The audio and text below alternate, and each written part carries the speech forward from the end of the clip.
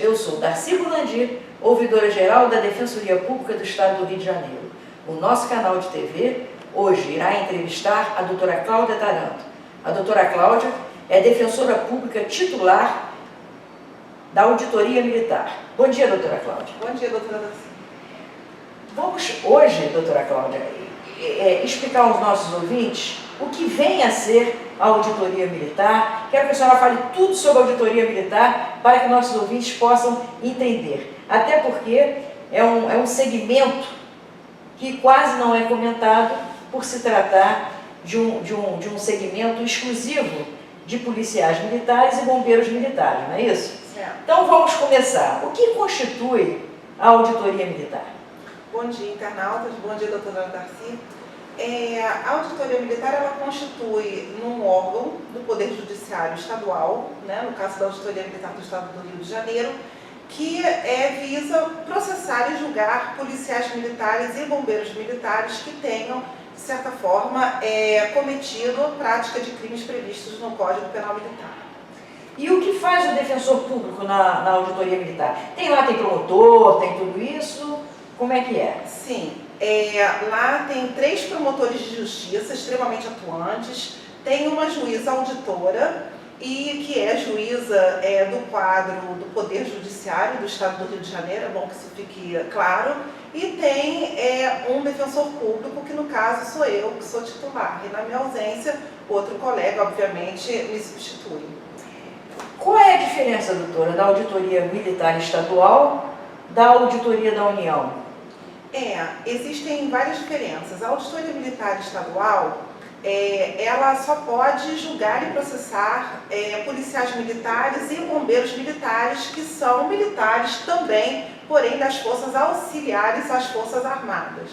A Justiça Militar da União, ela compete julgar os militares das Forças Armadas, ou seja, Marinha do Brasil, Exército Brasileiro e Força Aérea Brasileira, e também civis. Os civis que cometem crimes contra os militares em serviço, naqueles casos do Código Penal Militar que estão previstos no artigo 9º do Código Penal Militar, os civis também são julgados pela Auditoria Militar da União. Porém, na Auditoria Militar Estadual, os civis não podem ser julgados por força do dispositivo constitucional do artigo 125, parágrafo 4º. E quem é julgado, então? Somente policiais militares e bombeiros militares. No caso de um civil, como rotineiramente nós vemos na imprensa, desacatar um policial militar, ele é conduzido à delegacia de polícia comum e é levado à justiça comum. No caso de um civil desacatar um policial militar das Forças Armadas, ele é conduzido e preso à disposição da Justiça Militar da União. Doutora, me diga uma coisa, o policial militar, existe crime próprios para ele responder na Auditoria Militar, ou se ele, num dia de folga, ele praticar um furto, por exemplo, ele responde na Auditoria Militar ou ele responderá na Justiça Comum? É muito interessante sua pergunta, doutora Darcy, porque tem sido, assim, inclusive, questões muito polêmicas nos tribunais e divergentes, porque o policial militar, ele responde pela Auditoria Militar nos casos em que estão definidos no artigo 9º, geralmente em casos onde ele está de serviço e quando a matéria afeta o serviço militar ainda que estando de folga. Porém, no caso, se ele comete um furto de folga, mesmo sendo policial militar, a competência da justiça comum, porque a matéria não tem a ver com o serviço, salvo se a vítima for um militar.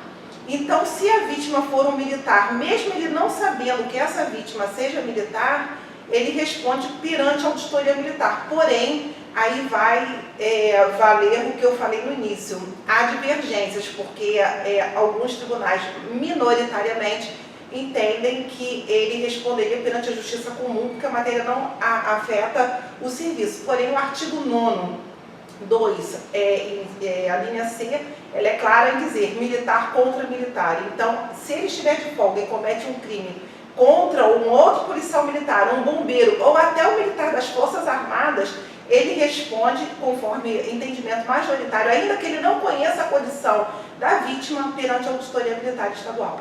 Interessante esse fato, muito interessante. Muito interessante. Às vezes a gente vê uma notícia na televisão, né, e não entende por que aquele policial militar, a imprensa coloca assim, policial militar participou de roubo, aí ele não é julgado pela auditoria militar. Ou então, em outras hipóteses, quando a gente pensa que ele não deveria ser julgado pela auditoria militar, ele está e acaba sendo julgado. Exatamente. É muito interessante Demais. o ouvinte ter esse conhecimento também.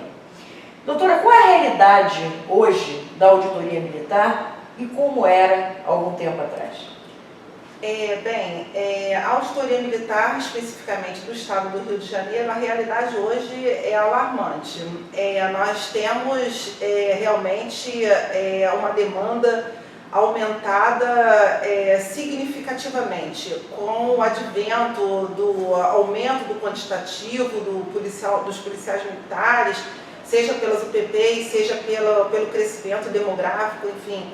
E mesmo as demandas sociais, né, que estão exigindo do Estado o maior quantitativo de policiais militares, a demanda hoje realmente é enorme. Nós estamos na Auditoria Militar Estadual com pauta para até março, abril do ano que vem, isso fazendo audiências de segunda a sexta a partir de 12h30 e às vezes se prolonga até de noite. Muitos interrogatórios, muita denúncia. Quando entrei na auditoria militar, meu primeiro dia lá foi em 1996, quase recém-ingressa da Defensoria Pública, e estava eu até comentando no cartório que nós tínhamos até tempo para dar aquela famosa voltinha na Camargo, né? Saía eu do segundo andar, não tinha mais nada que fazer, ia para a Camargo, tomava o mate e retornava, né? Então, hoje em dia eu não posso nem pensar sequer em tomar um café, quanto mais sair, porque realmente a demanda tem sido muito grande e as denúncias realmente chegam e a população realmente vem denunciando abusos. Isso também se refere também à questão de conscientização, e aí cabe ao Ministério Público apurar e à Justiça Militar processar e julgar. Fazendo uma leve digressão, doutora, eu tenho muito contato com os policiais da UPP, dos comandantes da UPP, porque eu também faço parte do Conselho Comunitário de Segurança, né, comunitária. Eu conheço, inclusive, a ouvidora das UPPs. Essa nova vertente que a Polícia Militar está utilizando, colocando o ouvidor nas comunidades, né? Isso a senhora acha que vem a melhorar a incidência de crimes cometidos por policiais, pelo menos nas UPPs? Eu acho, um canal de comunicação, sem dúvida. Eu acho que sempre o diálogo, nesses casos, entre a Polícia Militar, colocar como se funcionasse como um mediador, eu acho isso muito interessante. Porém, a realidade das UPPs que chega, assim, ao meu conhecimento, que estou diretamente em contato com os policiais militares, é diferente da que a população geralmente conhece, né? Eu já vi policiais hostilizados, tem vídeos, inclusive, de policiais hostilizados por moradores, e isso não é divulgado muito pela imprensa, né? Porém, tem também o outro lado, né, de pessoas também da comunidade que são hostilizadas pelos policiais. pelos Então, policiais. a ouvidoria presente nas comunidades, a senhora acha que inibe um pouco Com certeza. a atuação do policial militar? Com certeza, inibe, porque ele sabe que vai ser apurado, né? E se chegar a ele, o policial militar que tem esse desvio de conduta, de maltratar pessoas humildes da comunidade, ele pode até achar, né, no pensamento dele, que isso nunca vai chegar ao conhecimento de uma autoridade competente. E a ouvidora estando presente nas UPPs, eu acho que facilita muito o acesso daquela pessoa e inibe sem dúvida, significativamente, o desvio de conduta desses policiais militares em relação a moradores. Então, o que eu acho que falta é o diálogo. Então, tendo uma pessoa que está ali para coibir, para apurar e funcionar também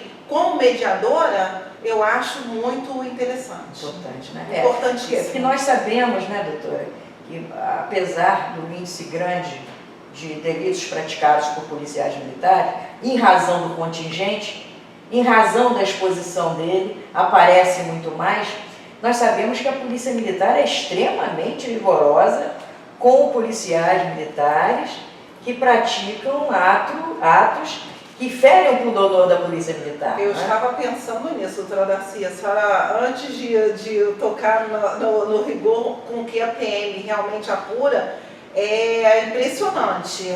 Às vezes, o que a gente pensa que é simples, para a polícia militar é muito grave. E as exclusões têm aumentado demais e a corregedoria da polícia militar realmente ela não compactua com desvios de conduta. E o que nós vemos são réus, muitas vezes, antes de serem julgados, excluídos da corporação. Né? E para o reingresso é dificílimo, né? Dificílimo para reingresso. Dificílimo, porque o entendimento, pelo que eu vejo das varas de fazenda pública, é acolher o que a polícia militar entende como ser um desvio de conduta. Lembrando que a polícia militar ela tem poder discricionário de excluir das fileiras de corporação, porque o artigo 19 do Código Penal Militar ele estabelece que o crime militar, o Código Penal Militar, ele não se confunde com as transgressões disciplinares. Então, uma coisa é o poder discricionário da administração punir e excluir, e a outra é a justiça processar, julgar e, no final, absolver. Doutora, já que estamos falando em crimes praticados por policiais militares e bombeiros, né? Militares de modo geral, né? Que tem o bombeiro, para que a população, né, que está nos assistindo, cidadão, possa entender, nós temos o bombeiro e o policial militar, que a gente conhece como o PM, né? Mas o bombeiro também é militar, então nós temos, né, o bombeiro militar e o policial militar. Ambos, quando praticam esses delitos, eles são julgados pela auditoria militar. Doutora, qual é a maior incidência de delitos praticados e que acabam desembocando na auditoria? A doutora Darcy lembrou muito bem. Estamos aqui falando tão somente de PMs, mas também existem os bombeiros, né? E nós, obviamente, temos essa tendência só a falar de PM porque realmente são os que mais aparecem, né? Até mesmo por força da atividade fim que exercem. Porém, os delitos mais praticados por PMs é compulsão, sem dúvida, né? Extorsão mediante sequestro, furto, abandono de posto. Tem-se também agora tido muitos casos de crimes propriamente militares, que são aqueles cometidos que não têm previsão igual no Código Penal comum, ou seja, desrespeito ao superior, desacato ao superior, desobediência, violência contra o superior. Casos em que eles se insubordinam, xingam o superior, eles são presos e, na maioria dos casos, condenados com rigor, né, e até às vezes excluídos. Abandono de posto também tem sido muito grande a incidência. No caso de bombeiros militares, muita incidência de deserção, incidência de abandono de posto e crimes contra que diz respeito à hierarquia e disciplina, que são aqueles que eu acabei de dizer, desrespeito ao superior, desacato. Muito raro um bombeiro praticar uma extorsão, uma concussão, Porque muito não tem rápido. poder de polícia. Exatamente. O que nós podemos atribuí-los é um furto, no caso de socorrer alguém, some um cordão da pessoa em que faleceu, some um objeto pessoal, a família vai dar conta, e aí instaura-se o IPM, porque só eles chegaram no lugar, e às vezes vai se ver que realmente, infelizmente, foram os agentes públicos que fizeram socorro, no caso dos bombeiros, que são denunciados por esse furto. Agora, a deserção é alarmante no caso de bombeiros militares, e muitas vezes, doutora Darcy, por conta de questões deles envolvidos com drogas e bebida, né? No caso de dependência química, no caso de deserção, realmente é 99% das ocorrências nos bombeiros. Infelizmente. E também falsificação de papeletas médicas em ambos os casos, mas na PM não tanto, mas no bombeiro também tem muito, para obter licenças médicas, infelizmente. Doutora, quais são os tipos de crimes existentes e qual a distinção no caso da justiça militar? São crimes, como eu falei, propriamente militares e os impróprios, né? Os crimes próprios e os impróprios. Os impróprios, eles têm previsão junto no Código Penal Comum, ou seja, homicídio, extorsão, concussão, apropriação indébita, todos aqueles casos do Código Penal Comum, no Código Penal Militar também tem previsão. Todavia, o Código Penal Militar ele tem os crimes próprios, que não tem previsão no Código Penal Comum, quais sejam os crimes que afetam a hierarquia, a disciplina e a ordem militar. Quais sejam desrespeito ao superior, desacato ao superior, violência contra o superior, deserção, abandono de posto. Então, esses crimes, desvio de material, próprio suprimento de documento de autoridade militar,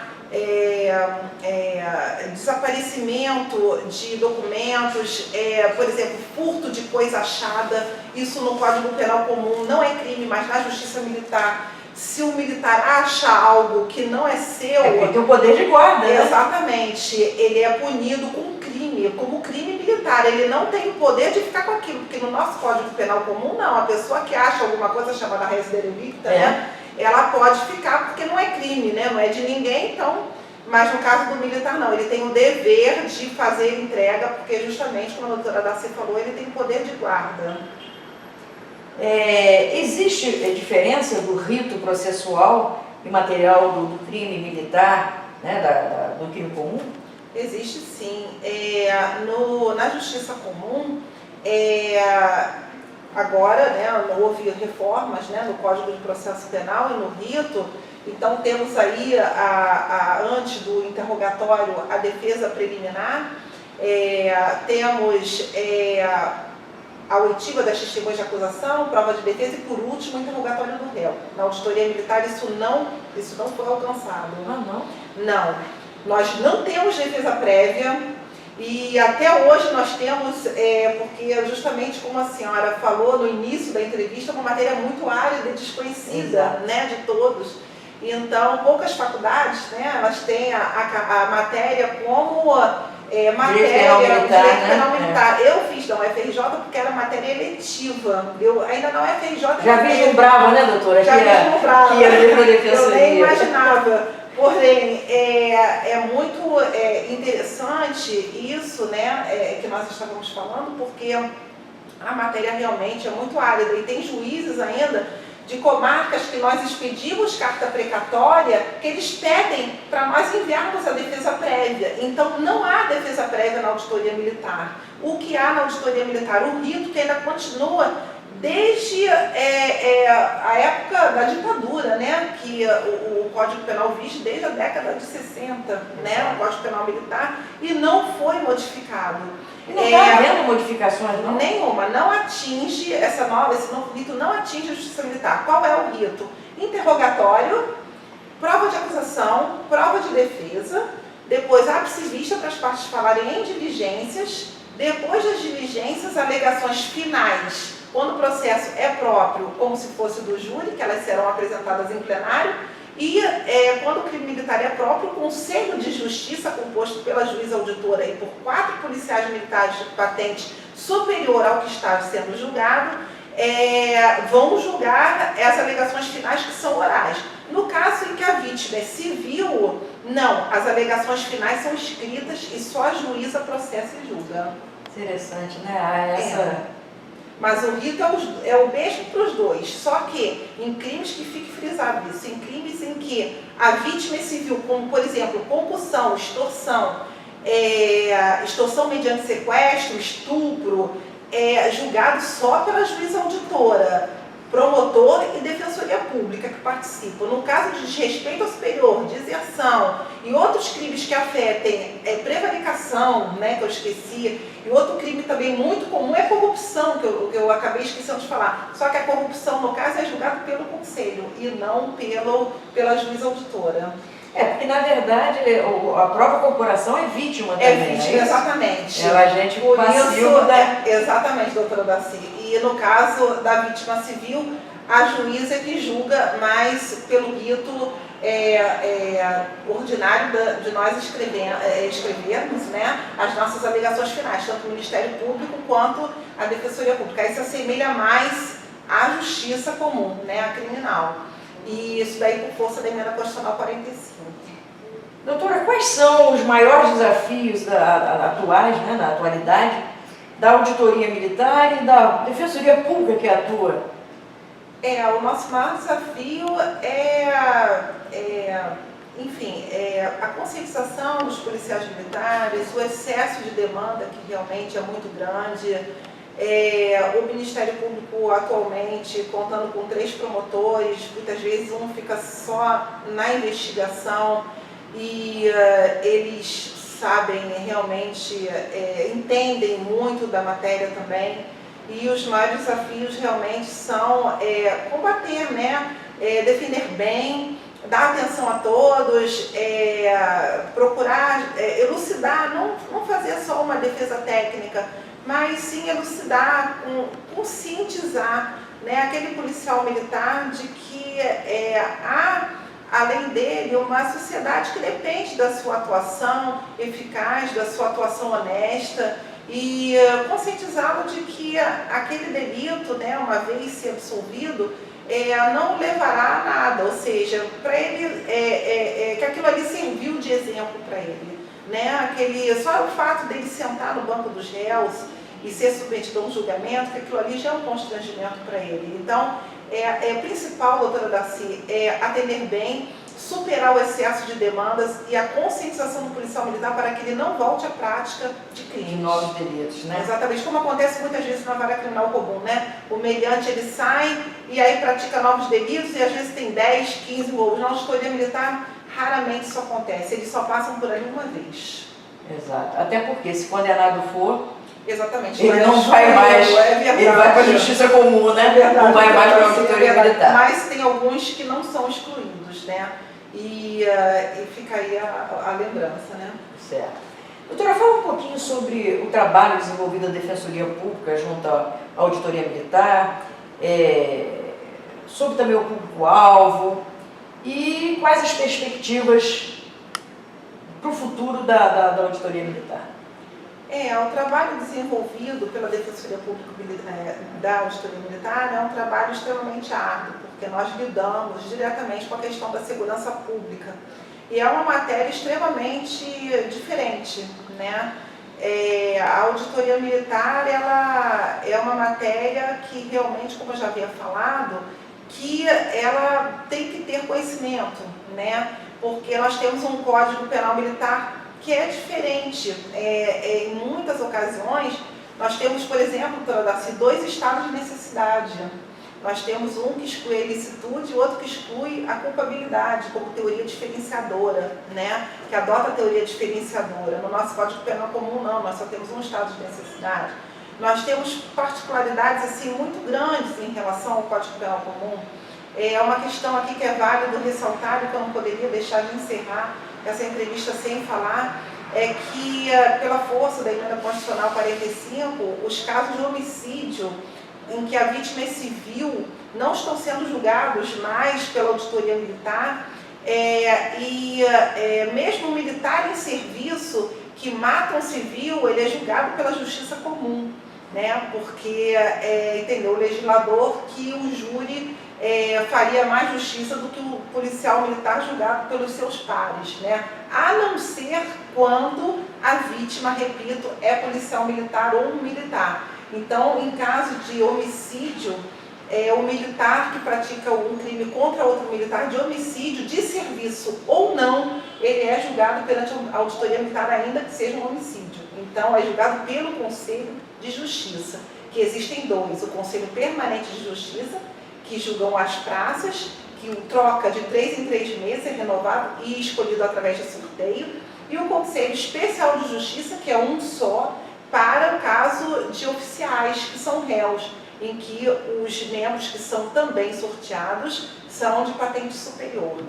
Porém, isso eu não poderia deixar de falar, porém, o grande desafio é realmente superar, né, o excesso de demandas, que realmente hoje é muito grande. O policial militar e o bombeiro militar são pessoas que estudadas, né? No mínimo eles têm o 2º grau.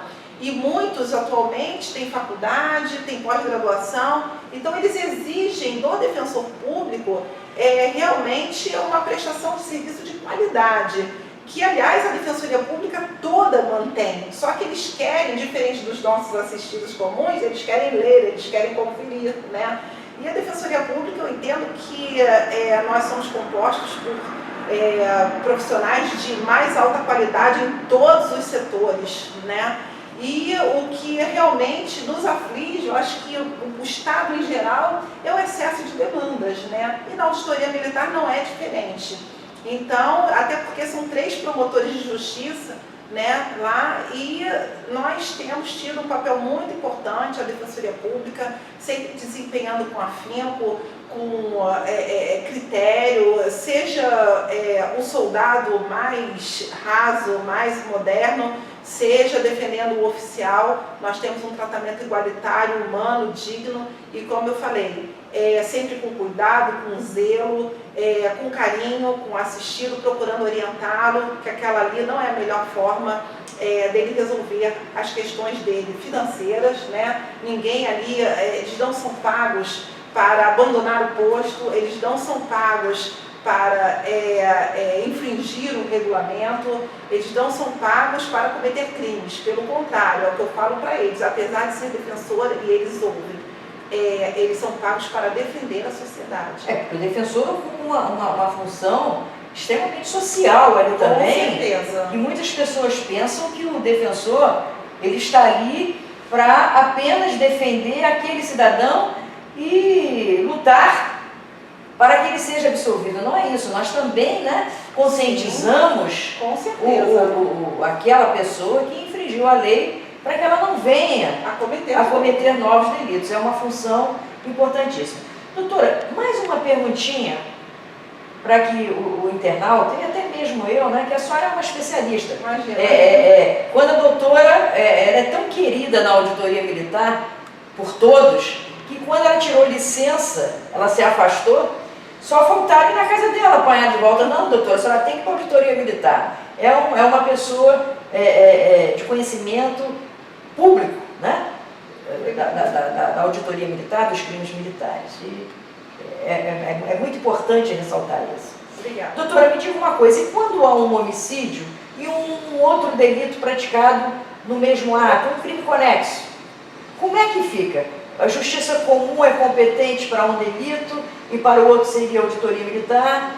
No júri, quando há a prática de 2 delitos, o júri, né, absorve aquele outro delito e é julgado pelo júri. Como é que é nesse caso da auditoria militar? Eu sei que é um assunto meio tortuoso, né? Mas muito. Mas só explique rapidamente. Foi bom, doutora Darcy, tocar nesse ponto, porque não só no júri, como também nos crimes de tortura, a lei de tortura não atinge a auditoria militar, é o que eu estava falando com os réus, que eles não entendem. Mas, doutora, eu já estou respondendo aqui por extorsão mediante sequestro. Mas eu estou respondendo também pelo crime de tortura perante a justiça comum. Então, nesses casos, ele biparte e a auditoria militar ele fica com a fatia que lhe é cabível, ou seja, o crime militar, por ser uma justiça especializada, ela mantém a particularidade de julgar esse crime militar. No caso, a tortura também, no Código Penal Comum, a tortura, a lei de organização criminosa, abuso de autoridade, muitas vezes é um crime que vem aí conexo com a lesão corporal, né? Que tem muitos casos no interior, a maioria também, são tantos casos que a gente acaba realmente até se perdendo. Eu aqui volto àquela questão anterior que a senhora me pergunta quais são os crimes de maior incidência. Esqueci do crime do artigo 209 do Código Penal Militar, que encontra equivalência ao 129 do Código Penal Comum, que é a lesão corporal, né? Exato, que é muito exato, grande. A incidência, principalmente no interior, onde há festas e às vezes há tumultos e eles têm que usar da energia e da força para coibir aquilo, às vezes até realmente se excedendo e fazem uso do bastão, uso da arma, enfim, e aí acaba atingindo pessoas até que não tem nada a ver ali com a história, né? Mas tá no tumulto e vai junto. Então, ele responde ao crime de abuso de autoridade perante o GCRIM, né? Ao competente, de onde, às vezes, até de uma cidade do interior, né? Por exemplo, Petrópolis, ele responde perante o GCRIM de Petrópolis e responde na auditoria militar aqui na capital. Importante, e frisando desde já, que nós defendemos desde o batalhão de choque, as polícias especializadas, batalhão de choque, BOP, todo o efetivo, assim como no bombeiro, de todo o estado do Rio de Janeiro, não é só capital. Interior também, porque tem quartéis até em Porciúncula, né? Exato, então nós defendemos todos os policiais e bombeiros militares de todo o estado do Rio de Janeiro, seja capital ou interior. E voltando, nesse caso do júri, a auditoria militar fica com a fatia que é cabível e competente. Perfeito. Doutora Cláudia, a ouvidoria agradece muito a presença de Vossa Excelência nessa verdadeira aula que foi nos dado hoje. Internauta, nosso trabalho termina por aqui e até outro dia.